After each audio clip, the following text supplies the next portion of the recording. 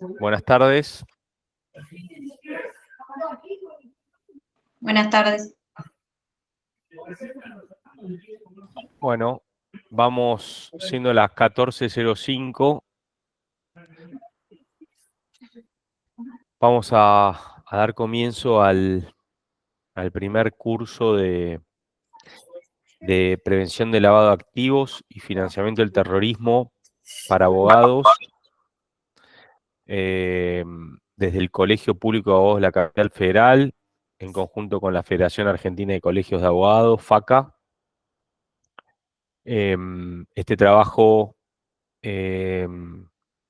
y este programa de formación que hoy arrancamos, tuvo su origen en la Comisión de Integridad Financiera de ambas instituciones.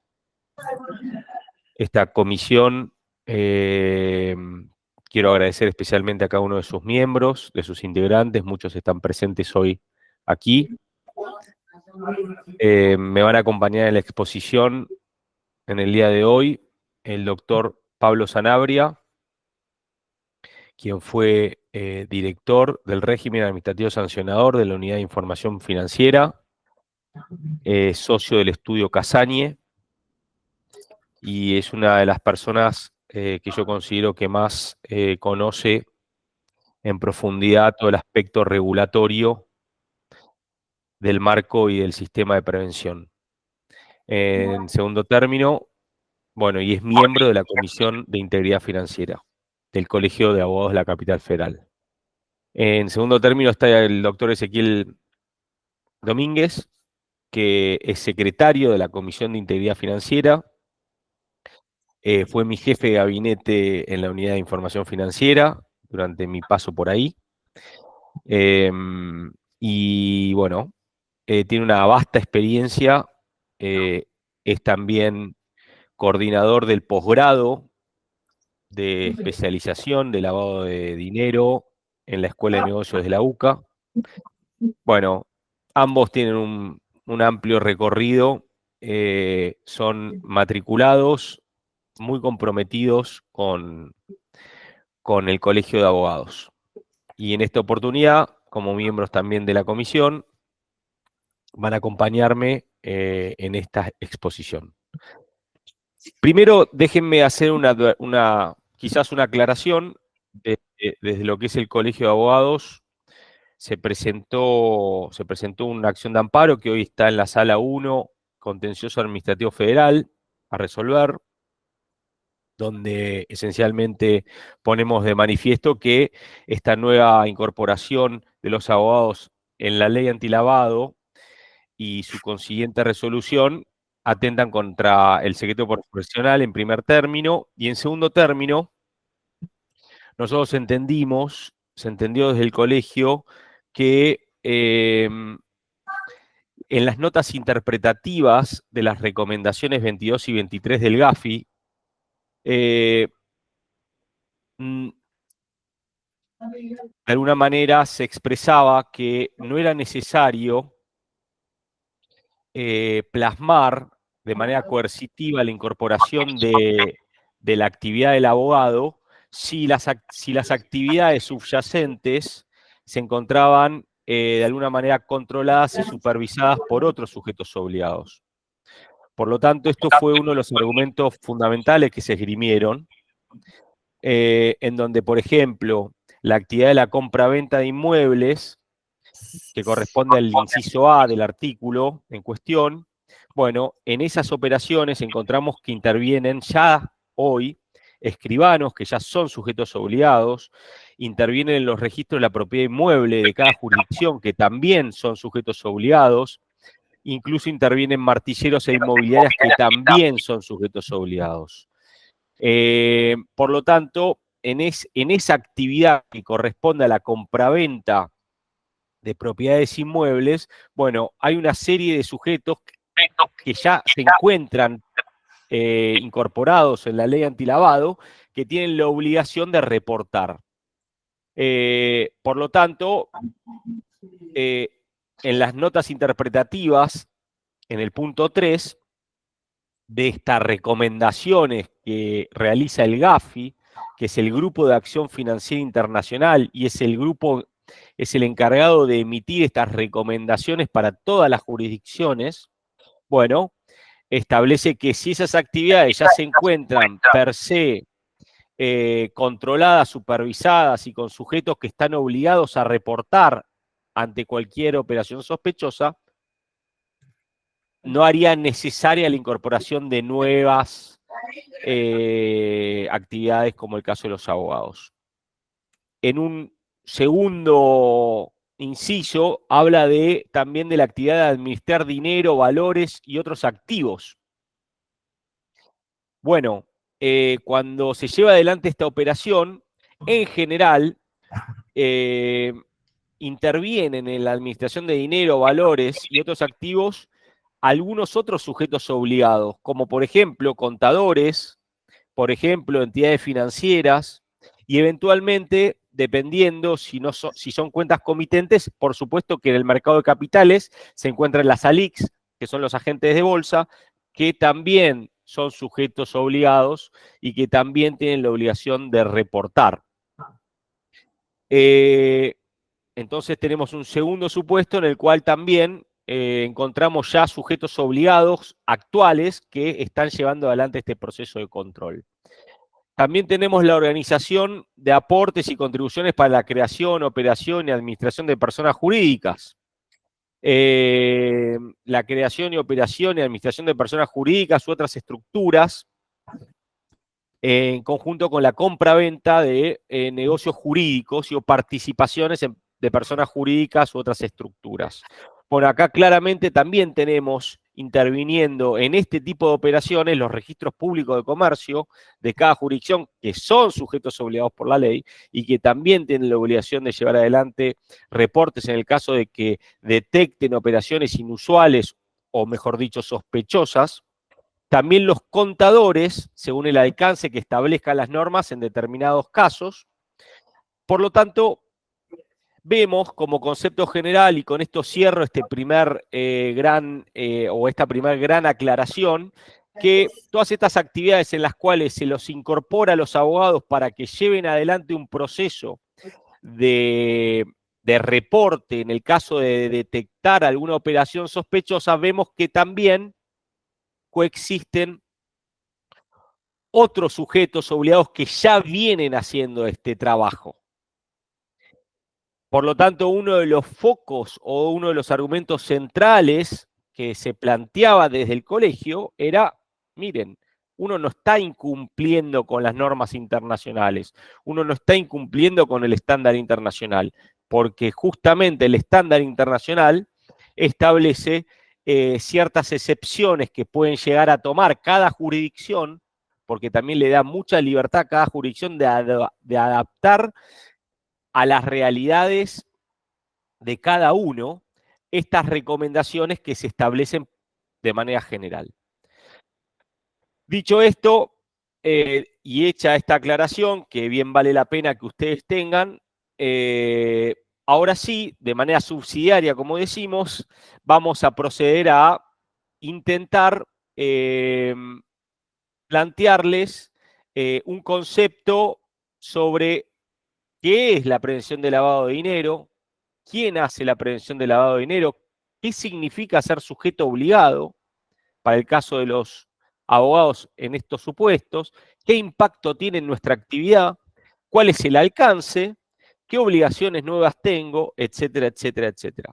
Para eso vamos a dividir la charla y yo les voy a dar un marco general para tener un entendimiento general sobre la materia, y después los doctores Sanabria y Domínguez van a hacer un aterrizaje normativo puntualmente en lo que atañe en concreto a la ley y la resolución, la flamante resolución que dictó la UIF, que es la que regula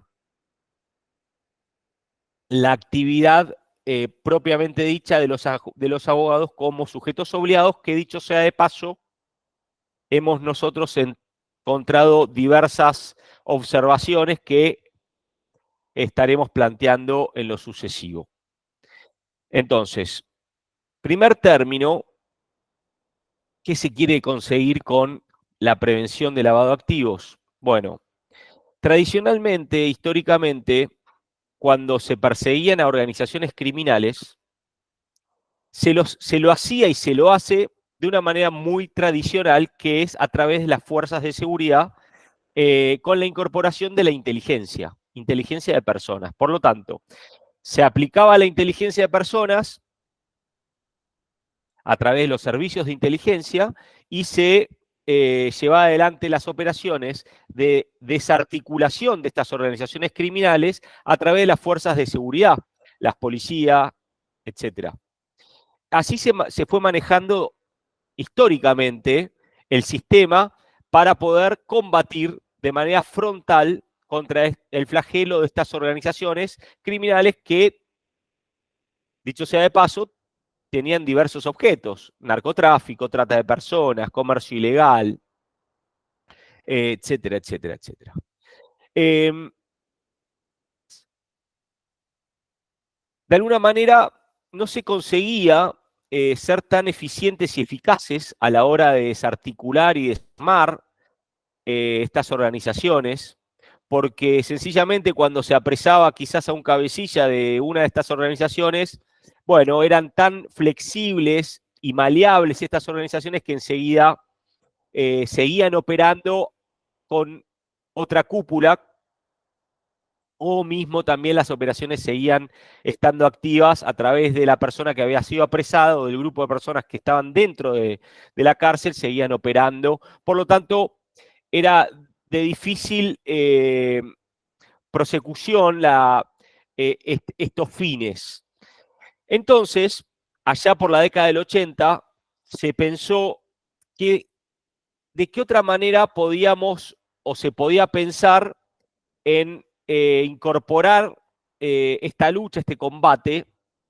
¿Qué otro sistema se podía incorporar más allá del sistema tradicional que todos conocemos y que acabo de someramente esbozar? Bueno, se pensó en un sistema que ataque el corazón de estas organizaciones.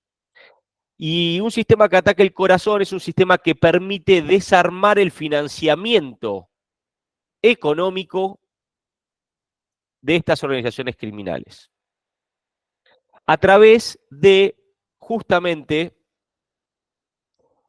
evitar que el producido, el activo de origen ilícito de estas organizaciones se vuelque al sistema formal y que de esa manera estas organizaciones hagan uso y goce de todo el activo producido de manera ilegal. A eso se llamó prevención de lavado de activos. Entonces, el sistema pensó un esquema que impida que activos provenientes de la actividad ilícita ingresen al sistema formal. Y cuando me refiero al sistema formal, fundamentalmente me estoy refiriendo al sistema financiero formal, ya sea el bancario o el de mercado de capitales. En el año 1989 se crea, a raíz de esta nueva concepción y este nuevo paradigma, el GAFI. El GAFI, que significa Grupo de Acción Financiera Internacional, nuclea las principales jurisdicciones que adhieren a estos estándares para incorporar determinadas recomendaciones que tiendan a mitigar los riesgos de lavado de dinero en cada una de estas jurisdicciones. ¿Por qué se internacionaliza? Sencillamente porque se entiende que todas las operaciones financieras que se llevan adelante de manera clandestina y no clandestina son transnacionales. Y los esquemas y los sistemas organizados para llevar adelante el lavado de dinero también tienen esa naturaleza. Por lo tanto, sería ineficiente que un solo país lleve adelante políticas en materia de prevención cuando el resto de los países no. Por lo tanto, este nuevo paradigma y esta nueva concepción lleva a la necesidad de crear una organización de carácter internacional donde todas las jurisdicciones y todos los países miembros de esta organización incorporen en sus legislaciones y en su normativa local todos los estándares y recomendaciones establecidos por dicha entidad. Por lo tanto, en las estrategias planteadas del Gafi, los países deben designar actores que por su proximidad y conocimiento sean capaces de generar estas acciones que lo que hacen es contaminar el sistema económico financiero de los países. Cuando la acción de lavado de dinero es canalizada o es viabilizada en determinada jurisdicción, lo que hace es volcar dinero proveniente de la actividad ilícita en un sistema económico financiero que de alguna manera lo termina distorsionando y contaminando. El ejemplo más claro es cuando una banda criminal decide, por ejemplo, poner un hotel para propiciar el lavado de dinero de todos sus ingresos. El objetivo del hotel no es ganar plata, como se entiende en un sistema de mercado capitalista, que uno pone un negocio o una empresa para tener un beneficio de lucro. Pues bien, en estas organizaciones el beneficio o la intención de lucrar con la empresa no es el motor principal. Por lo tanto, que tenga los precios altos o bajos es independiente a la actividad principal que quieren desear hacer, que es lavar dinero. Y si uno pone un hotel al lado y que su actividad principal es ganar dinero a través del hotel, naturalmente eso va a distorsionar el mercado y va a terminar cerrando. Es un ejemplo muy cristalino de cómo opera la contaminación de un sistema económico financiero cuando se llevan adelante operaciones de lavado. Bueno, ¿cómo se organizó el Gafi? El Gafi les dijo a todos los países, bueno, cada país tiene que tener su unidad de información financiera. ¿Qué significa? Tiene que tener una organización dentro del Estado que permita llevar adelante el proceso de inteligencia financiera. Y acá vemos la primera gran diferencia. La primera gran diferencia entre la inteligencia y la inteligencia financiera es esencialmente que la inteligencia tradicional lleva adelante procesos de inteligencia de personas, mientras que la UIF y las unidades de información financieras que están en distintos países, lo que hacen es trabajar sobre operaciones financieras. Y la inteligencia que hacen es sobre operaciones financieras. Está absolutamente prohibido llevar adelante procesos de inteligencia de personas. ¿Y por qué no se llama, entre otras cosas, unidad de inteligencia financiera y se llama unidad de información financiera? Porque no se encuentra dentro de la Ley Nacional de Inteligencia. Por lo tanto, al no encontrarse dentro de la Ley Nacional de Inteligencia, no se puede hacer técnicamente inteligencia, por eso se llama unidad de información financiera, porque lo que hace es hacer análisis de la información. Son pequeñas sutilezas, pero que tienen que ver con los objetivos y las funciones. Por lo tanto, esas WIF que se encuentran en distintas partes reciben información. Cuando reciben esa información, la tratan, la analizan, la procesan y en función a ese análisis y ese valor agregado que le dan las WIF, la remiten a la justicia para que lleve adelante los procesos respectivos en materia de juicios de lavado de dinero. esa información mediante la cual se nutren estas WIF vienen de distintos lugares, fundamentalmente de todos los sujetos obligados establecidos por la legislación, aquellos sectores de la economía que por sus características eh, están obligados a colaborar con la administración haciendo reportes de operaciones sospechosas de esas actividades en las cuales participan. Por ejemplo, los bancos, las compañías de seguros, por ejemplo, los agentes de bolsa. Tenemos dentro del mundo de los sujetos obligados financieros y APNFDs, que serían los sujetos obligados no financieros. Y en el mundo de financieros, ahí la ley describe taxativamente cuáles son los distintos sujetos obligados, es decir, los distintos sectores y actividades que están obligados a reportar ante la identificación de una operación sospechosa. Cuando algún sujeto obligado lleva adelante un reporte, significa que hace una comunicación, una especie de denuncia, sin ser una denuncia, a la UIF, manifestándole que hay serias sospechas por parte del sujeto que está haciendo ese reporte, de que hay una operación que puede ser una operación de lavado de dinero.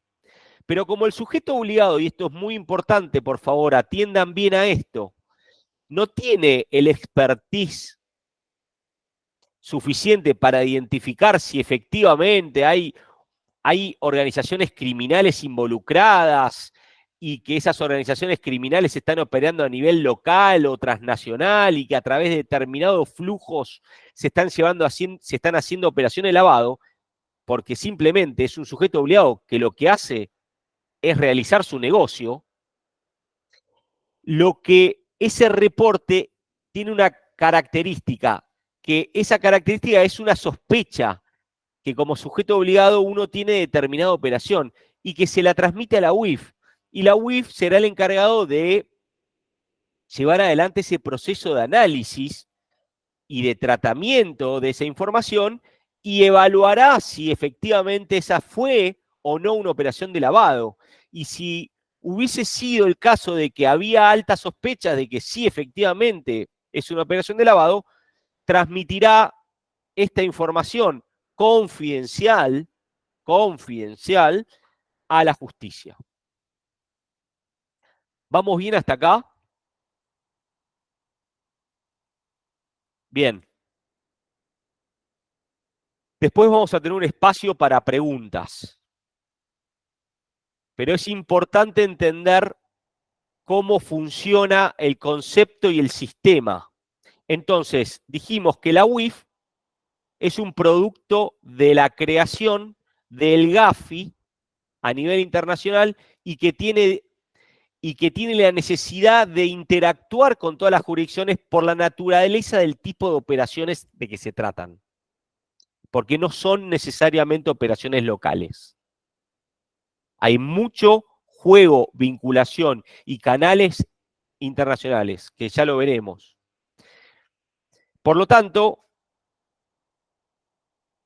el principal insumo que tiene la UIF son los reportes. Ese es el principal insumo. Esos reportes son confidenciales por ley. Uno no puede decirle a un cliente, mirá que te reporté. No. Y el cliente nunca se va a enterar que fue reportado, porque se pierde la confianza. En los sistemas de inteligencia en general, el insumo más importante es la confianza, la confiabilidad. Si uno pierde la confianza, no hay información. Y si no hay información, no hay producto final. Argentina muchas veces perdió la confianza del mundo y por eso quedó excluida del grupo selecto de intercambio de información. Y acá me meto en el segundo o en la segunda gran fuente de información que tiene la UIF, que tiene que ver con la información internacional. además de existir el grupo de acción financiera, el GAFI, existe un grupo que se llama el grupo Egmont, y ese grupo Egmont nuclea a las distintas WIF y es una autopista de información cruzada. Eso lo que permite es que cada jurisdicción, cada WIF, pueda tener acceso a información de otras jurisdicciones a través de otras WIF. Pero todo ese sistema está montado sobre la confianza. Por lo tanto, si alguien vulnera la confidencialidad de toda esa información y la deja correr para que los medios de comunicación la levanten, etcétera, esa jurisdicción queda fuera de ese club. Porque se maneja información muy sensible. Por lo tanto, muchas veces en los análisis se va a necesitar información de Luxemburgo, de Londres, de Beijing, es decir, de distintas jurisdicciones, de Madrid, y esas jurisdicciones van a dar esa información de manera segura. Ese es el corazón de la inteligencia, la confianza. Esa es la segunda gran fuente de información con la que cuentan las WIF. Por lo tanto, primera fuente de información son todos los reportes de todos los sujetos obligados que tiene la WIF. Y que los abogados fueron incluidos dentro de ese sistema, como sujetos obligados no financieros, que ahí también tenemos a los escribanos, a los contadores, por ejemplo. Ya nos vamos a meter y vamos a hacer doble clic ahí. Esas dos grandes fuentes de información le permiten a la WIF tratar esa información, procesarla, analizarla y diseminarla. ¿Dónde? A la justicia ha llegado el caso. Así funciona el sistema. En grandes rasgos, así funciona. Dentro de la WIF hay un área que se dedica al análisis de toda esta información y hay un área que interrelaciona con la justicia, que cuando se lleva adelante un producto, esa área se encarga de transmitirla a la justicia. En el año 2000 tuvimos la primera revisión del GAFI. El GAFI lo que hace además es evaluar cómo cada jurisdicción, cómo cada país ha incorporado todas estas recomendaciones que el GAFI emite. Que el nombre lo dice todo, son recomendaciones. No es coercitivo, pero sí necesario de implementar a los fines de mejorar el sistema de prevención. Por lo tanto, la UIF emite unas recomendaciones y cada jurisdicción tiene que incorporarla. Y cada 10 años se lleva adelante un proceso de evaluación. Técnicamente se llama evaluaciones mutuas, porque quienes evalúan son los mismos países miembros a otros países miembros. No hay un órgano superior por sobre los países miembros.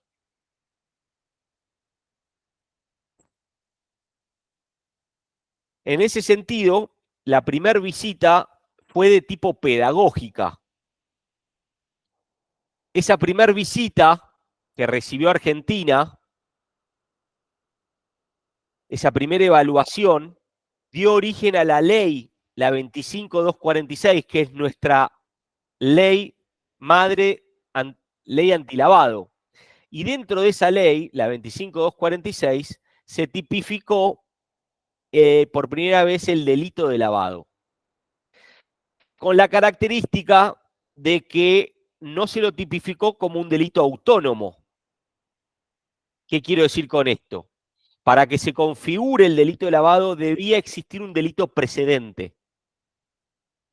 Y de esa manera terminaba de configurar el delito. Ese era el proceso incipiente. En conjunto con eso se creó la UIF. En el año 2000 Argentina, a través de esta ley, crea la UIF. Por lo tanto, esta primera evaluación que se lleva adelante generó que rápidamente Argentina salga a cumplir a través de la sanción de la 25.246 con varias de las recomendaciones que ya se habían establecido. Les aclaro que cada evaluación para nuestro país significa un terremoto normativo, porque como solemos hacer, siempre vamos atrás de los acontecimientos. Entonces, como venimos incumpliendo y viene una evaluación, se hace todo de manera rápida, se trata de sacar todo de la noche a la mañana, lo que no se hizo durante todo un proceso de 10 años para cumplir.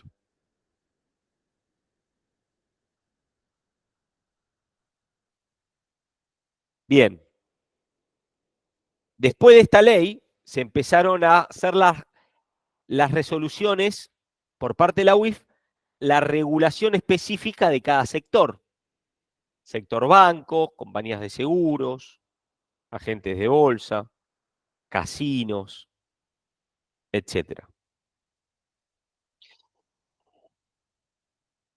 Y pasaron los años y Argentina tenía que empezar a caminar y a recorrer este nuevo camino de implementar y ir mejorando todo el sistema nacional de prevención de lavado de dinero, acorde con lo que venía planteando el mundo y con lo que venían planteando estas recomendaciones internacionales.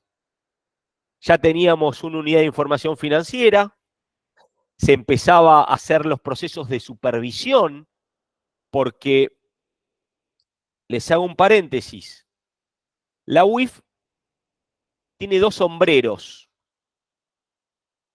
El primer sombrero es el de la inteligencia financiera, que es el que les contaba. Es el sombrero en donde recibe información de operaciones sospechosas, lleva adelante análisis de esas operaciones y en caso de que concluya que puede llegar a haber operación de lavado de dinero, la transmite a la justicia. El segundo sombrero tiene que ver con un aspecto regulatorio de la UIF y supervisor. Entonces, por un lado, hace inteligencia y por el otro lado lleva adelante un proceso regulatorio y de supervisión del sistema. Entonces, regula cada actividad, es el regulador natural de cada sector establecido como sujeto obligado en la ley antilavado, y en esa regulación lo que hace básicamente es decirle al sujeto obligado cuáles son las, los requisitos que tiene que implementar ese sujeto obligado dentro de su sistema para que la detección de posibles operaciones sospechosas sea efectiva. Porque, como digo siempre, para que haya un reporte de operación sospechosa tuvo que haber una alerta de una operación. Y la alerta es un producto de un sistema que se establece. Pues bien, todo ese sistema y esa política que tiene que incorporar cada entidad, cada sujeto obligado, está establecida en la regulación, en la resolución específica de cada sector. Y esa incorporación de esas políticas y esos procedimientos y esos sistemas son supervisados también. Y cuando llega una supervisión de la UIF a un sujeto obligado que no tiene de manera correcta los manuales de procedimiento, por ejemplo, o otros requisitos propios de lo que es la política y el sistema formal de incorporación de estos requisitos, se le abre un sumario. Ya esto es terreno conocido para muchos, porque entramos en la órbita del régimen administrativo sancionador, entramos en la órbita de los procesos sumariales, y se inician sumarios por incumplimientos formales. Y también hay sumarios por la detección de no reportes por parte de entidades. Déjenme hacerles una mirada general. Después, quizás en otras clases iremos profundizando, porque si no, no vamos a lograr estar con el tiempo. Sigo y llegamos al año 2010. ¿Qué nos pasó en el año 2010? Bueno, pasaron 10 años, el Gafi vuelve a nuestro país a hacernos una evaluación. Ya la segunda evaluación. En esa segunda evaluación nos dijeron básicamente, bueno, ya está. A ver, vinimos en el 2000, todo embrionario, me parece muy bien. Arrancaron, pero bueno, pasaron 10 años. Yo te voy a analizar el cumplimiento técnico de la normativa. Ese es un aspecto de la evaluación. En el 2010 se hizo una evaluación sobre el aspecto técnico. ¿Qué significa? ¿Cuál es el grado de cumplimiento normativo de todas las recomendaciones que yo, Gafi, te di? Entonces, en ese momento había 49. Y entonces el Gafi vino, porque la evaluación se divide en dos, todo un aspecto in situ y el aspecto extra situ. Después del intercambio de papeles a la distancia, vinieron. ¿Y qué detectaron? Bueno, de estas 49 recomendaciones, vieron que había 20 que estaban no cumplidas. Vieron que había 26 que estaban parcialmente cumplidas. Vieron que había una que estaba casi cumplida y solo 2 recomendaciones de estas 49 estaban cumplidas. Muchos de ustedes deben dar clases en la universidad. Con estos resultados, ¿Argentina aprobaba o no aprobaba? Claramente no aprobó. Y no aprobar la evaluación le significó a la Argentina ni más ni menos que irse a la lista gris. Esa lista gris que estaban Afganistán, Albania, Argelia, Angola, Sudán, todos países no confiables para el sistema internacional. Ahora, no es solo que te pongan un color, tiene implicancias muy directas para un país. Estar en ese club con esos países te genera un aumento en los costos de las transacciones financieras, porque significa que cada entidad financiera que se vincule y que opere con el país va a tener que tomar recaudos extras porque la Argentina pasó a ser un país de riesgo. Por lo tanto, las recomendaciones, cuando te vinculás con un país o con una entidad de alto riesgo, tenés que tener debidas reforzadas. Eso significa mayores costos. Por lo tanto, un banco internacional que opere con una jurisdicción de alto riesgo se hace una sola pregunta: el costo-beneficio. ¿Cuánto me cuesta reforzar toda la debida diligencia que tengo para mitigar o quedarme cómodo en la operación con este país de alto riesgo versus el beneficio que tengo? Si el beneficio no es tan grande, directamente bloqueo, no opero. Y otros podrán decir, sí, pero tenés que operar, operá con Angola. No, no tengo apetito al riesgo. Y si tengo apetito, los costos van a ser altísimos. Eso te significa también una disminución en las oportunidades comerciales para el país. Comercio exterior, imposibilidad de financiamientos, altas probabilidades también que entidades financieras del exterior empiecen a cerrar cuentas, no de la Argentina, de argentinos.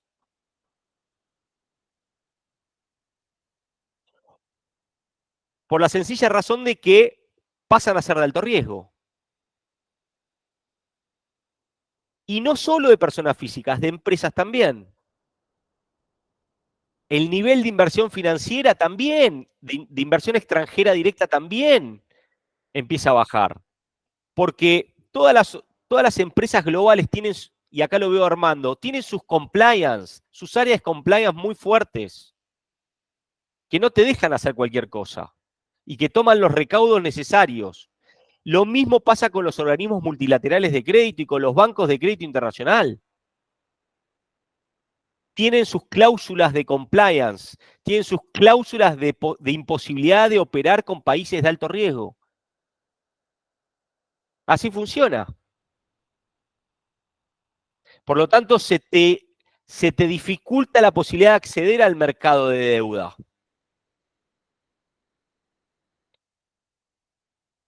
Todo eso nos ocurrió en el 2010,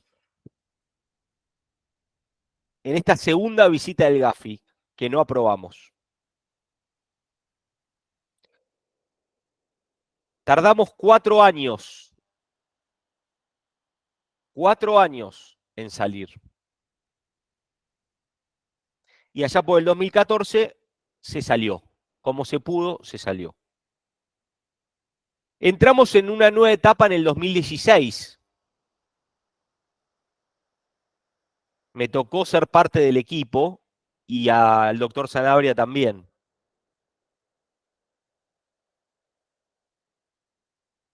Como Argentina es un país extraordinario, y esto lo digo convencido y en serio, y digo extraordinario porque realmente es extraordinario, es fuera de lo común. Fíjense, después de haber estado en la lista gris compartiendo la nómina con Angola, Sudán, Afganistán, etcétera, la Argentina en el 2018 pasó a ser el presidente del Gafi, pasó a presidir el Gafi, así como están escuchando. En el 2018, Argentina pasó a presidir el Gafi. ¿Y saben qué más? El grupo Egmont. Ese grupo que les contaba que el corazón es la confianza de todas las WIF y que a través de ese grupo se llevan adelante los principales intercambios de información financiera globales, también lo presidió Argentina.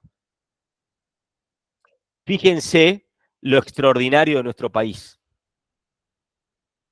Durante todo ese proceso se fue llevando adelante un cambio de paradigma en el enfoque que se le dio al sistema de prevención, pasando de un enfoque formalista que había estado desde el 2000, en donde lo que se hacía era una especie de checklist, en donde se miraban cuáles eran los requisitos que había que cumplir y si se cumplían, y listo, check, check, check, check, check.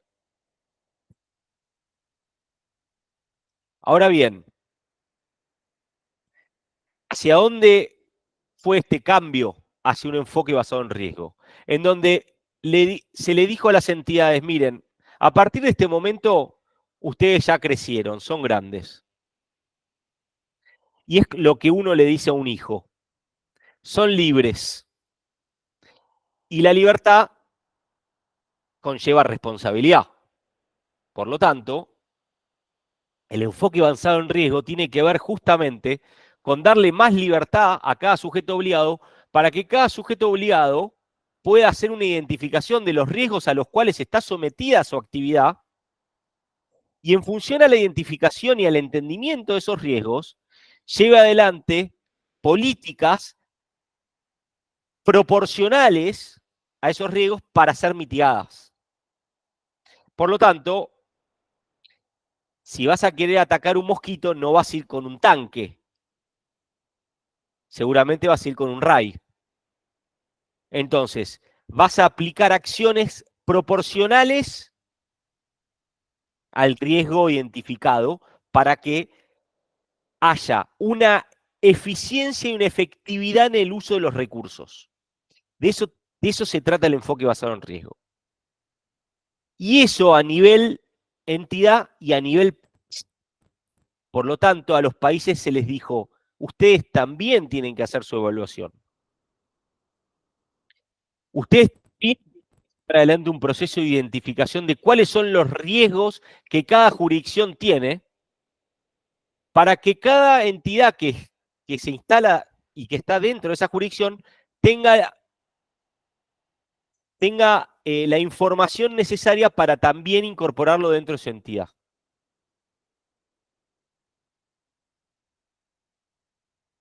Bueno, hoy estamos en el 2024 y estamos en pleno proceso de evaluación nuevamente.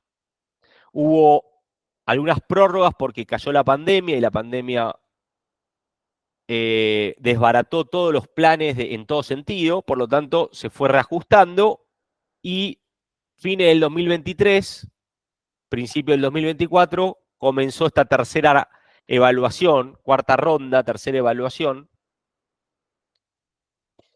en donde además de hacer un análisis sobre el cumplimiento técnico, que es lo que yo les comentaba antes, sobre el grado de cumplimiento normativo que tiene nuestro país en relación a las recomendaciones que van permanentemente actualizándose, además de esa evaluación, también se lleva adelante un proceso de evaluación de tipo de cumplimiento estratégico y de efectividad. Entonces, hay un cumplimiento técnico y hay un análisis de cumplimiento en la efectividad de ese cumplimiento técnico. Entonces, ya ahora el GAFI no se contenta con que vos tengas todas las normas escritas. Además, el GAFI te dice, además de tener las normas, quiero que esas normas sean efectivas. Mostrámelo. ¿Cuántos juicios por lavado de dinero tenés? ¿Cuántos decomisos hiciste? ¿Cómo son los controles efectivos en las fronteras? ¿Cuántos sumarios a nivel WIF llevaste adelante? Etcétera, etcétera, etcétera. ¿Venimos bien?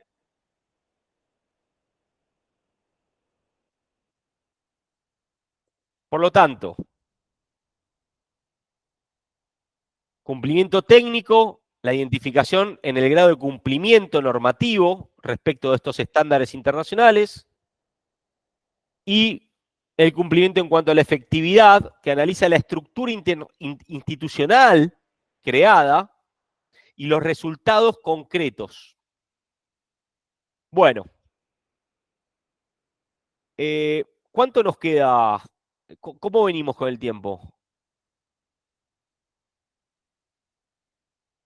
¿Ese o Pablo? Entiendo que era 1 hora y media, con lo cual, Ok. si es así, quedarían 38 minutos. Paro acá. Sí. Paro Y acá. podemos dejar 10 minutos al final para hacer preguntas también, que me parece que está bueno. Bien. Bueno, entonces paro acá. Esto es un overview, digamos, una mirada muy preliminar, general, que quizás en otros encuentros iremos bajando o aterrizando, pero para mí era muy importante que ustedes conceptualicen cómo funciona el sistema, quiénes son los participantes de ese sistema, cómo nació este sistema. Ahora, entonces, les paso la palabra a ustedes, a Pablo, a Ezequiel, para que complementen todo lo que yo planteé en estos 50 minutos. Bueno, no sé si... Bueno, muchas gracias, Agustín, un placer escucharte. Efectivamente, y coincido que es muy importante, vamos a decir, entender de qué hablamos cuando hablamos del sistema de prevención, porque es la única manera de entender cómo llegamos a que vamos a decir, los matriculados, los abogados que hoy nos reunimos acá, tengamos que empezar a cumplir con una serie de obligaciones que de entrada parecen bastante, vamos a decir, complejas e incluso alejadas del objeto que elegimos cuando decidimos dedicarnos a la profesión de abogados, ¿no? Más allá de la mayor o menor vocación que tenga cada uno con aportar su granito de arena a finalidades y objetivos de bien común. En definitiva, ahora vamos a ver rápidamente que hay una serie de obligaciones que pasan a tener los abogados que en definitiva requieren poder comprender cómo es que llegamos hasta acá. Si te parece, mi idea, no sé, Agus, es ir ahora bien al hueso para que entendamos cómo, a partir de esa plataforma que muy bien nos contaba Agustín, ¿no? De cuál es el contexto global ¿no? Porque es un fenómeno global, o sea, el sistema de prevención es global. Por suerte no tenemos, o por desgracia, ¿no?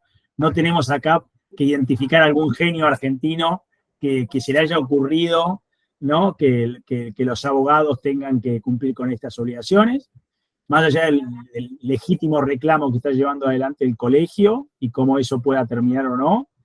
En definitiva, a los que estamos un poco metidos en el tema, sabemos que no es más que reproducir una batalla que también han dado en su momento los escribanos y los contadores, y bueno, implica ser sujeto obligado ante la UIF, esa decisión del Congreso de incorporar a una actividad profesional. Nada, hablando en términos llanos, generarle alguna incomodidad, una incordia, vamos a decir, una obligación de cumplimiento que de entrada siempre incomoda. Pero bueno, Agustín dio un poco los motivos por los cuales también tendríamos argumentos para justificar, ¿no? Esa incorporación.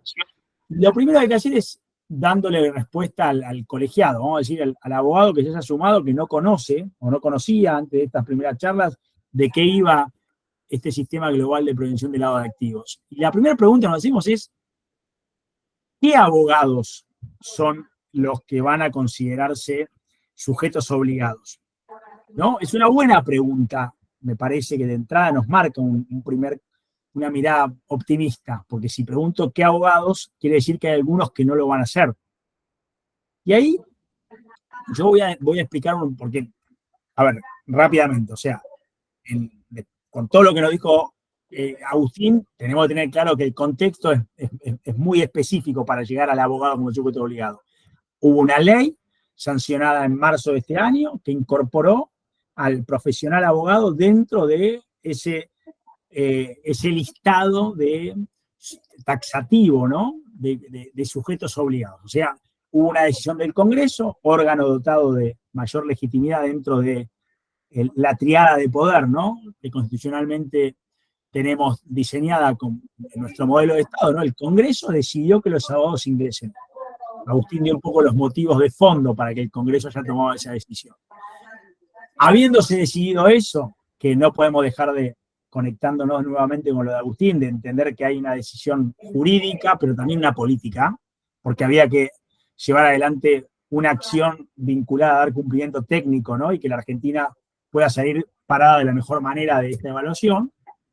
Viene rápidamente, muy rápido, diríamos, ¿no? Patológicamente rápido, pero también tiene sus motivos, su contexto, la reglamentación de esa incorporación, ¿no? La resolución 28 del 2024, acá tengo la fecha, pero es también del 22 de marzo, creo que eso fue, no sé, una semana después de que la ley termina siendo de alguna forma promulgada mediante decreto del Poder Ejecutivo.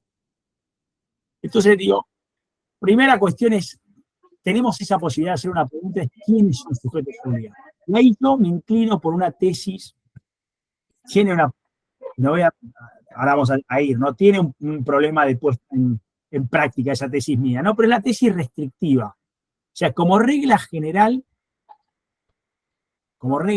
y no ser muy responsable porque hay muchas personas viéndolo y evidentemente esto va a tener que bajarse a tierra. Hay un diálogo pendiente con el organismo, ¿no? De eso vamos a hablar un poco después, que está institucionalizado a través de las mesas de trabajo. No me tocará a mí definir eso, pero entiendo yo que la Unidad de Información Financiera en algún momento pueda querer tener ese ida y vuelta con los profesionales, con los colegios, con aquellos que representan al sector de abogados, que no pudo existir antes de que la ley finalmente salga, más allá del buen trabajo que hizo mucha instancia de quien me precedía en el uso de la palabra y del colegio en particular, de tratar de dar una visión que demuestre y que dé fundamentos para no incorporar a los abogados a ese listado, ¿no? Pero bueno, ya estamos adentro. ¿Y quiénes son sujetos obligados? Lo primero que tenemos que tener en cuenta, acá no importa la profesión. O sea, acá no hay una decisión del abogado en tanto defensor del derecho o conocedor o sabio del derecho. No, tiene que ver con el rol que el abogado puede tener en el marco de una transacción económica.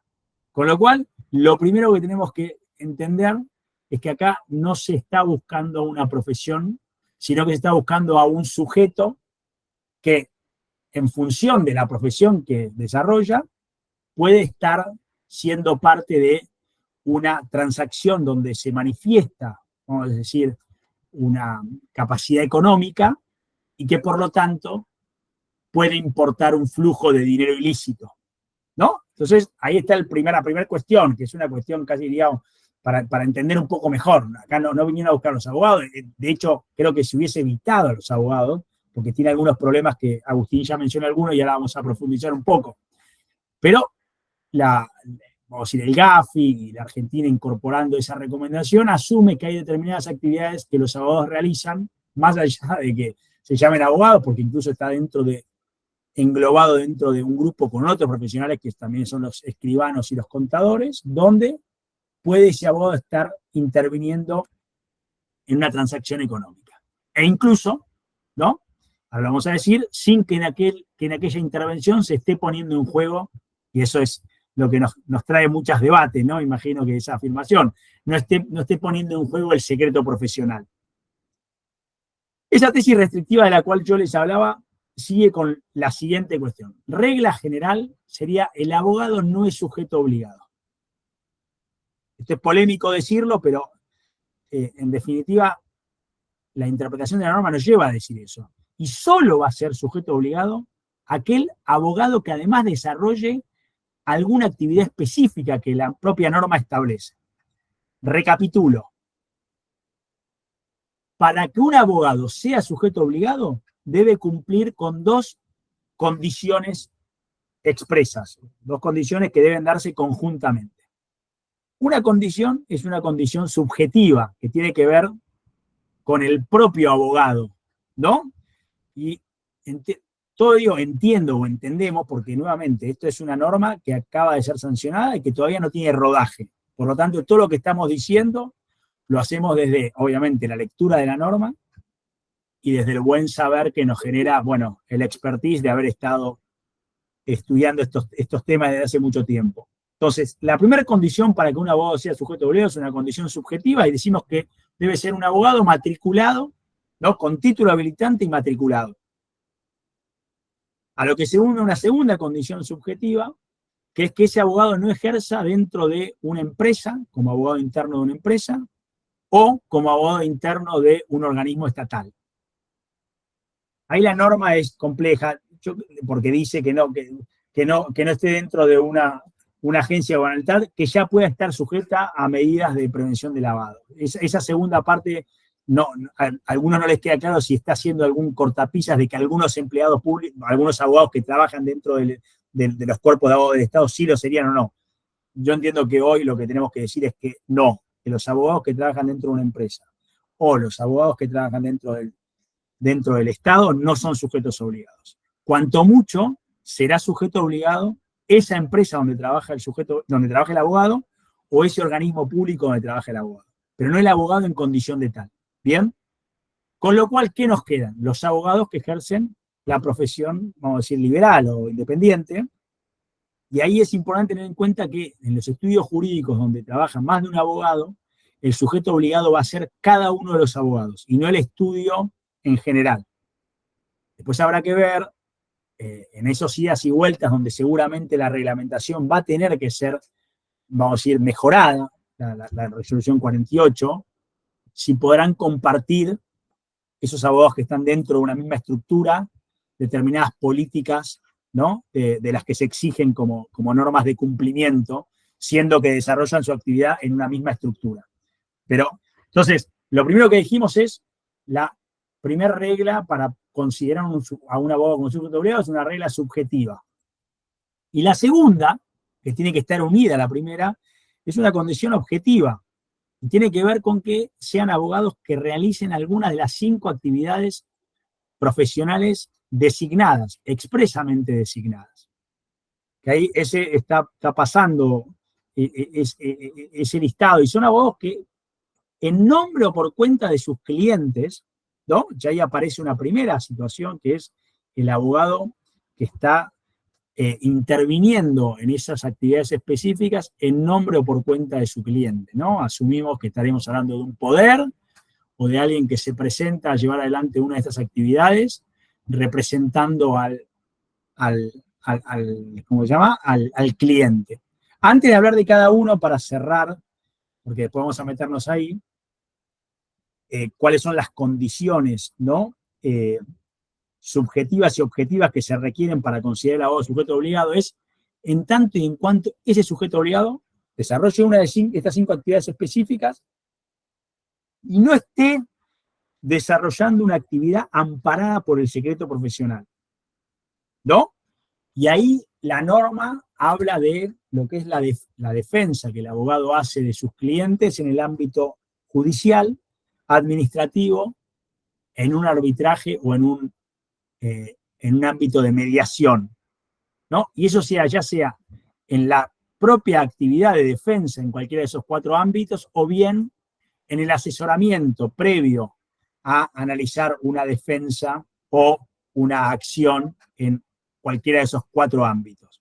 O sea, todo lo que sería la actividad del abogado en litigios judiciales o administrativos, ¿no? Judicial, administrativo, arbitraje o mediación, o bien todo el asesoramiento que puede dar el abogado en referencia a un eventual pleito en cualquiera de esos 4 ámbitos, va a estar amparado por el secreto profesional y por lo tanto en ese ámbito el abogado no va a tener obligación de reportar ninguna información a la unidad de información financiera. De esa manera entendemos que lo que hizo el regulador y el legislador, ¿no? Porque esto surge del inciso 17 de la ley 25, del artículo 20 de la ley 25.246 reformada, es tratar de sacarse el primer escollo, ¿no? El gran problema, incluso estratégicamente uno podría pensar, si es que el legislador lo pensó estratégicamente o quien hizo el proyecto de ley, es no dejar tan fácil la posibilidad de que esa incorporación sea volteada, ¿no? En la justicia, ¿no? Porque si no se hubiese hecho este disclaimer, ¿no? Legal, de que el abogado en ejercicio del derecho de defensa no va a ser sujeto obligado y no va a tener que reportar a sus clientes, eso hubiese chocado de forma directa con previsiones legales, que son las normas que regulan la actividad de la abogacía en cada una de las jurisdicciones, pero también constitucionales, ¿no? E incluso convencionales del pacto, la Convención Americana de Derechos Humanos. Pero no, la norma en ese sentido es inteligente y delimita el ámbito por fuera de aquel que queda cubierto por el secreto profesional. Ahora bien, yo no tengo, les pido disculpas si el hecho de transmitir y trasladar dudas puede no ser lo esperado, ¿no? En una charla que pretende echar luz sobre esta situación, pero tiene que ver con la situación en la que estamos, ¿no? Donde esto es una norma que todavía, entiendo yo, que no ha habido ninguna acción de enforcement de parte del organismo, no creo que haya habido todavía ninguna supervisión.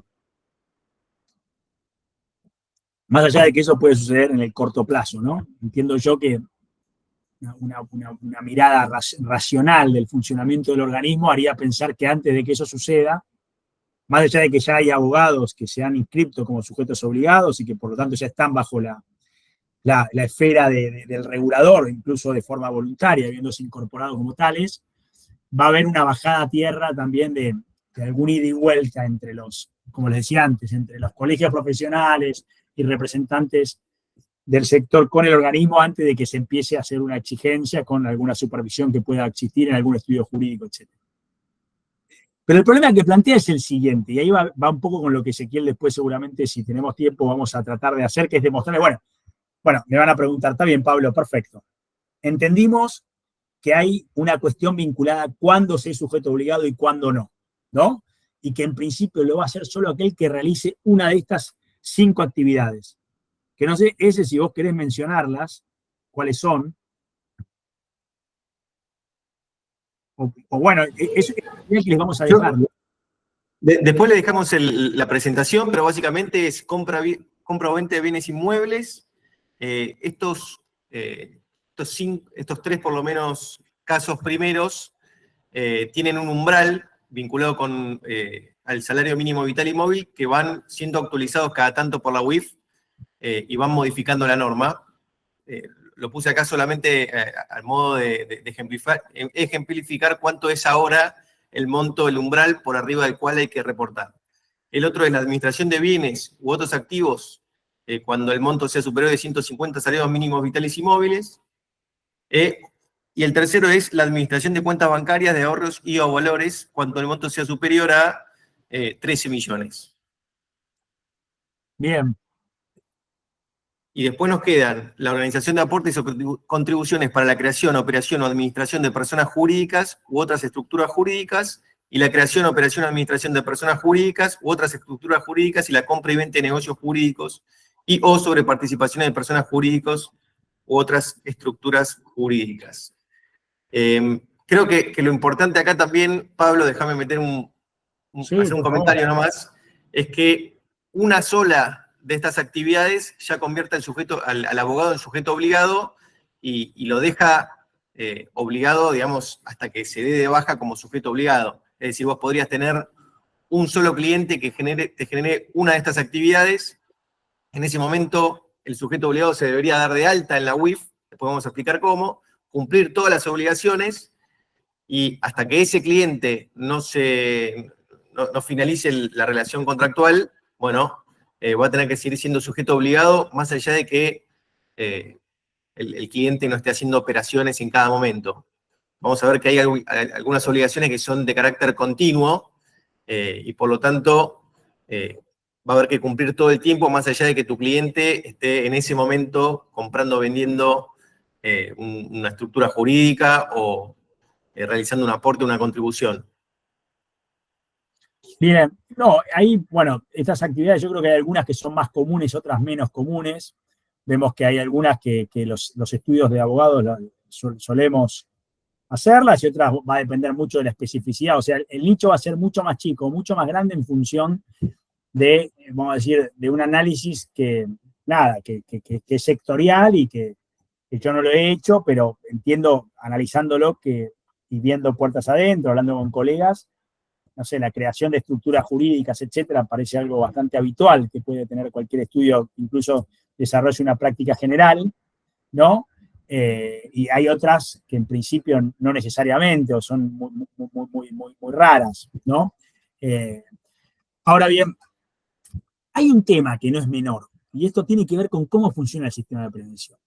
Porque el hecho de decir, cuando un abogado realice una de estas 5 actividades, y ahí yo tengo una pregunta que la mantengo, nadie todavía me la pudo responder, pero no porque sea muy difícil, sino porque creo que lo difícil es, no porque sea difícil como yo la formulo, sino porque es difícil, vamos a decir, darle una respuesta en términos objetivos, porque el tema es el siguiente: el título habilitante de abogado habilita para desarrollar esas actividades, y más allá de que uno no las desarrolle habitualmente, está en potencialidad de poder desarrollar. Y ahí no podemos cerrar los ojos a algo que ya conocemos, los que estamos metidos en el tema de prevención de lavado de activos, y es que las obligaciones que se imponen a los sujetos obligados, vamos a ver que la resolución 49 en ese sentido funciona igual, tiene dos tipos de obligaciones. Hay unas que son instrumentales y otras que son la finalidad propiamente dicha de que alguien sea considerado sujeto obligado. Me adelanto a decir que la finalidad es hacer el reporte cuando haya una actividad sospechosa de lavado de activos. Eso es lo que hace realmente a la finalidad de que alguna actividad sea considerada sujeto obligado. Porque lo que está buscando esa obligación es que la unidad de información financiera, que como bien nos contaba Agustín, es el organismo, vamos a decir, estratégico que tiene el Estado para recopilar un montón de información que va a servir para que una investigación penal pueda finalmente derivar en desactivar o penalizar a una estructura de actividad criminal, de las peores actividades criminales, ¿no? Porque acá estamos hablando de narcotráfico, estamos hablando de trata de personas, estamos hablando de corrupción política. Pero bueno, para poder nutrirse de información, la unidad de información financiera, y por ende poder colaborar eficientemente con esa persecución, va a necesitar estar nutrido de información. Y por eso llama a los sujetos obligados. Y cuando llama a los sujetos obligados, como les decía antes, les pone 2 tipos de obligaciones. Una que es fin en sí mismo, como decía, que es reportar. Pero ahí hay una cuestión que es, vamos a decir, de lógica conceptual y sistémica, que es todo el resto de las obligaciones, llámese tener un manual de prevención de lavado, llámese tener que hacer capacitaciones de prevención de lavado, llámese tener que tener un sistema de auditoría interna en la actividad del abogado que haga un análisis de cómo viene cumpliendo con las obligaciones, Llámese tener que armar y conformar un legajo de cada cliente a la que hay que pedirle X información, que no está dentro de las cosas que por lo menos los estudios de abogados medianos y chicos vengan haciendo. Algunos estudios grandes lo harán porque tienen requerimientos tal vez de otro tipo, ¿no? De gobierno corporativo o lo que sea, entonces ya están acostumbrados a pedir capaz que el certificado de si es PEP o no un cliente, persona expuesta políticamente, o sacar algún gnosis o algún word check para ver si ese cliente tiene algún antecedente sancionatorio o algún antecedente penal que tenga que precaverse ese estudio jurídico respecto de ese cliente. Todo lo que pedimos, o todo lo que, la norma exige como normas de cumplimiento formal, son instrumentales. No hay lógica, y no la habría, de que el Estado se le ocurra pedirle a los abogados que se capaciten en la materia de prevención de lavado, si no fuera si no fuera que esa obligación se entiende que es la única que le permite al abogado, llegado el caso, si de golpe el cliente que se sienta frente a nosotros en nuestro estudio y que llegó referenciado por quien sea y que viene con sus mejores trajes y incluso puede ser una persona socialmente que uno la conoce, finalmente era el testaferro de una agrupación criminal que se dedicaba a intentar incorporar dinero que puede haber sido producido en las más aberrantes de los delitos, ¿no? Por ejemplo, estructurando sociedades e invirtiendo, no sé, en el ámbito X de la economía, ¿no? Y para eso utilizando abogados. Bueno, para que ese abogado pueda finalmente avisarle a la UIF, señor UIF, acaba de venir un cliente que se llama de esta manera, que me acaba de pedir esta operación, y nada, y yo no veo respaldo económico o jurídico para dar, vamos a decir, para que me permita justificar la licitud del dinero que está poniendo en juego para llevar adelante esa estructuración jurídica. Por lo tanto, le vengo a avisar y le vengo a hacer el reporte.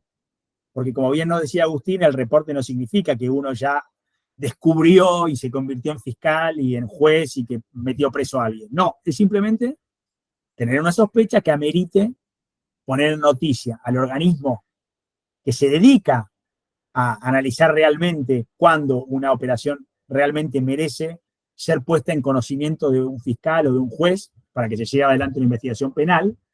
Lo único que pide al sujeto obligado es que lo ponga en conocimiento. Entonces yo digo, si el abogado va a ser sujeto obligado cuando realice esa operación, no es que cuando venga el cliente, en tanto y en cuanto el título lo habilita a hacer cualquiera de ellas, que cuando venga el cliente le va a decir, espéreme un segundo, señor, antes de hacer esta que usted me está pidiendo, deme un mes, que me inscriba ante la UIF, pido un manual, me capacito, hago una auditoría, conformo el legajo del resto de mis clientes y después hago la operación con usted. Porque si no, yo estoy siendo sujeto obligado y no voy a haber cumplido con todo lo anterior. No, hay un orden lógico que va a haber que resolverlo de alguna manera, porque si se sigue esa idea, es mucho más grande el caudal de abogados que van a ser sujetos obligados y que por lo tanto van a tener que tener su manual, su auditoría, su capacitación, sus legajos, para estar en condiciones de que si alguna vez deciden, que a veces es una decisión que tiene que ver con la demanda de trabajo, no es algo que uno pone el cartel, yo me dedico a compraventa en nombre de mis clientes de inmuebles, sino que uno tiene un estudio jurídico, aparece un cliente, y es el cliente muchas veces el que va delineando el alcance, ¿no?, del ejercicio profesional. Entonces, ahí, mirado así, solo quedarían fuera de la obligación de sujeto obligado los que ya asuman que nunca van a ejercer ninguna de esas actividades. Y va a ser una decisión incluso comercial, diría yo, estratégica dentro de su actividad. Cuando alguien le pida eso, dirá, no, yo no lo hago, casi como generando una categoría dentro del ejercicio profesional de la abogacía, que son aquellos que llevan adelante algunas de las actividades o están en potencialidad de hacerlo, o que si alguien se los pide lo van a hacer. Todos esos van a tener que cumplir con las normas de la resolución 48, que ahora Ezequiel va a tratar de, creo, no sé si llegaremos, si no, yo les voy a decir rápidamente algo que me parece que va a servir en esta clase introductoria. No, y quedarán afuera, y ahí me vuelvo a meter en la tesis esa mía restrictiva que les decía al comienzo, los que digan, señor, yo cumplo con la condición subjetiva de la que me habló alguna vez el doctor Sanabria en una primera aproximación que hicimos en una clase, que es, soy abogado, estoy matriculado y desarrollo mi actividad en el ámbito, vamos a decir, de la profesión independiente o liberal. O sea, no estoy adentro del Estado ni estoy adentro de una empresa. Entonces, pero no cumplo con la condición objetiva, porque no desarrollo ni pienso desarrollar. Y en ese ni pienso desarrollar, que no es algo que se escuche todos los días, pero yo lo vengo hablando porque me parece que es algo que hay que definir, porque si hay algo que necesita el abogado, porque trabajamos con ese valor, que es el de la seguridad jurídica, el de la previsibilidad. Entonces, lo que se puede comer, entre comillas, hablando medio vulgarmente, otro tipo de sujeto obligado, los abogados no nos lo vamos a comer, no nos va a gustar, nos vamos a sentir muy incómodos de sentirnos que estamos trabajando sin certeza jurídica sobre si nuestra actividad está pudiendo ser alcanzada por una norma que no estoy cumpliendo. Entonces, nuevamente, y con esto un poco cierro, más allá de una última reflexión que les voy a compartir. O sea, hoy, si yo miro la norma, digo, hay todo un grupo de abogados que van a poder, digo, dentro de los que cumplen con la condición subjetiva que hablé al comienzo, ¿no? Que están matriculados, que tienen título profesional y que no son abogados de empresa ni abogados del Estado. Entre los que están dentro de lo que sería ese ecosistema de abogados que están dentro de la norma, no van a ser sujetos obligados los que no cumplan ninguna de estas 5 actividades ni vayan a cumplirla. O sea, que incluso estando habilitados, ellos van a decidir no hacerla porque justamente no quieren ser sujetos obligados. Los que sí la desarrollen, por más como bien decía ese, que sea una sola o varias de estas, o estén ofreciendo sus servicios para que si alguien se los pide, lo ofrezcan, esos van a tener que registrarse como sujetos obligados. Y ahí, sobre algo que no vamos a poder ver en detalle, pero está bueno poder decirlo para que esta clase o charla que hemos tenido entre colegas quede cerrada de alguna manera, ¿no? Más allá de lo que, pobre ese, no va a haber mucho para decir, pero le vamos a compartir, vamos a decir, el PowerPoint lo preparó ese, es un muy buen, en sí mismo, un muy buen material para aportar, ¿no?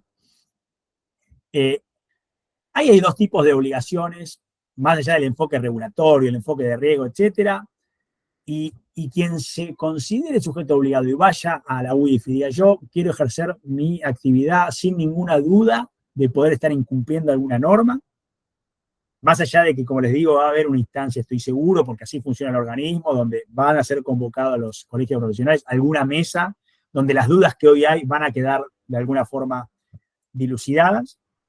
Ese sujeto obligado va a tener que saber que va a tener 3 tipos de obligaciones, unas que son más fáciles de cumplir, pero hay que tener vocación de cumplimiento, que se llaman de cumplimiento formal, tener un manual, capacitarse, tener alguna auditoría. Eso es como en abstracto sería, ¿no? Yo hago todo eso más allá del cliente en sí mismo. Otras obligaciones que están vinculadas con mi cliente, que tiene que ver con la debida identificación de mis clientes y la conformación de un legajo donde tendríamos que tener un perfil transaccional. O sea, algo de lo que no estamos acostumbrados los abogados, por lo menos la mayoría de ellos, de decir, che, además de saber de dónde viene, tengo que saber cuál es su perfil transaccional, con información económica, contable, impositiva. A ver, este hombre que me viene a hablar de que quiere hacer una inversión de tal tipo y que por lo tanto hay que armar una estructura jurídica, inscribir en la IGJ y un estatuto, etcétera, ¿tiene un perfil transaccional como para estar desarrollando ese negocio? Bueno, ese es otro tipo de obligaciones que se van a pedir.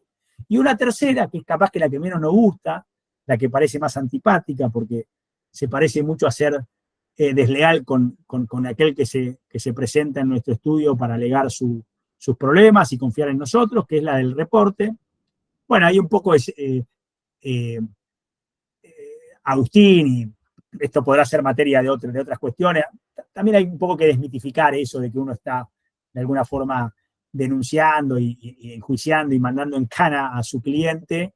Básicamente uno lo que está haciendo es, sé que suena capaz que van a decir, che, ¿qué dice? Pero permítanme, y lo hago con humildad y tratando de ser lo más claro posible, en definitiva no se trata de eso, no se trata de que uno está denunciando, se trata de que uno tiene una obligación de cumplimiento normativo, y lo que puede pasar es que uno no está pudiendo dilucidar después de pedir información de respaldo, porque no es que uno se lo hace respalda, por favor, una información, no la tiene, bueno, a mí me genera una sospecha, UIF, toma usted, que usted va a estar en mejores condiciones que yo para ver si atrás de esto puede haber alguna operación. Lo más seguro, señores y señoras, que ustedes deben manejarse con clientes, que es gente, vamos a decir, honesta, que tendrá sus problemas, como todo, y lo que queda por fuera del secreto profesional, como una defensa en causa penal, donde evidentemente va a tener más problemas nuestro cliente y eso queda fuera de este ámbito, no va a haber problemas. Y si algún día lo hay, y ustedes hacen un ROS, y ese ROS termina con alguien en una causa penal, estoy casi seguro que ustedes van a estar contentos de haberlo reportado. Hoy el sistema está muy consciente de proteger la fuente del reporte.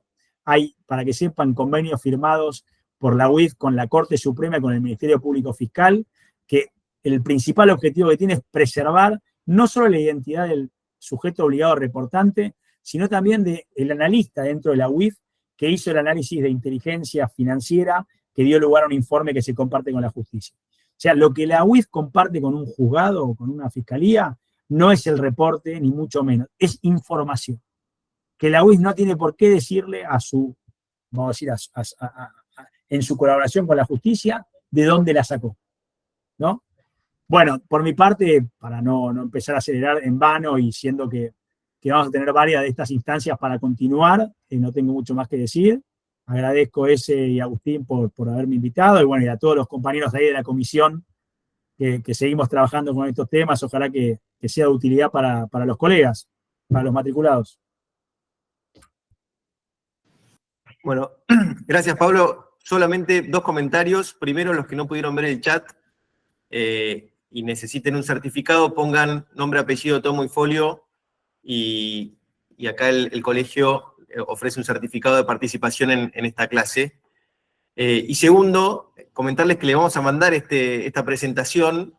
El objetivo de acá en adelante de la presentación era juntar todas las normas que hacen a la regulación del ejercicio de los abogados como sujetos obligados. Ustedes saben que dentro del universo, o sea, la UIF tiene catalogado 3 tipos de normas. Primero, un tipo de norma para cada sujeto obligado. En el caso de los abogados es la resolución 48 del 2024, y está establecido qué es lo que tienen que hacer los abogados como sujetos obligados con detalle, es decir, se regula la ley 25.246. Y después hay un montón de normas que son comunes a todos los sujetos obligados y que complementan de alguna manera la resolución 48 y que cada abogado en su manual de procedimientos debería contemplar si quiere cumplir con toda la normativa de la UIF. Entonces, en la presentación está cada una de estas normas e incluso pusimos cómo es la registración, el paso a paso, cómo debe ser la política contra el terrorista, la política de PEP, reporte de operaciones sospechosas, es decir, cuestiones prácticas que les van a servir a ustedes para poder armar su manual de procedimientos, que tienen que estar adecuado a la realidad de trabajo de cada uno y poder, digamos, dar cumplimiento a toda la normativa de la UIF. Así que, nada, espero que les sirva, después se lo vamos a mandar por mail. Bueno, excelente. Esto recién comienza. Es un camino que estamos transitando, así que la idea es un poco poder generar nuevos encuentros, quizás también híbridos, poder hacer algo presencial. Así que, bueno, les agradecemos mucho la asistencia. Como le dijo Ezequiel, le estaremos dando el certificado, ¿correcto? Sí, el certificado es en papel, con lo cual lo van a poder pasar a retirar por el colegio. ¿No se puede dar digital? En principio no. Vamos a ver si hay una excepción para esta comisión, pero el colegio no da. Bueno, muchas gracias a todos. Gracias, Pablo, y gracias a todos los integrantes, especialmente de la Comisión de Integridad Financiera, que vienen trabajando mucho. Así que, hasta luego. Gracias.